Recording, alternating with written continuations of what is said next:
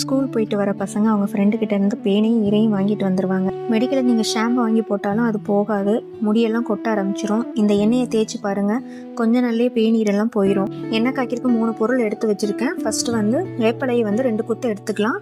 பேனீர் அதிகமாக இருந்துச்சுன்னா கூட கொஞ்சம் எடுத்துக்கோங்க. அது கூடயே 2 கொத்து துளசி எடுத்து வச்சுருக்கேன். எந்த துளசினாலும் எடுத்துக்கலாம். 2 ஸ்பூன் வசம்பு பொடி எடுத்து வச்சுருக்கேன். கடாயில் வந்து துளசியும் வேப்பிலையும் அரைச்சி ஊற்றிருக்கேன். சிம்லேயே வச்சுக்கோங்க. லைட்டாக கொதி வர ஆரம்பிச்சிருச்சு. இப்போ அது கூட வசம்பு பொடியும் சேர்த்துடலாம். பொடுகு இருக்கிறவங்க இந்த வசம்பு பொடியை சேர்த்திங்கன்னா பொடுகெல்லாம் போயிடும்.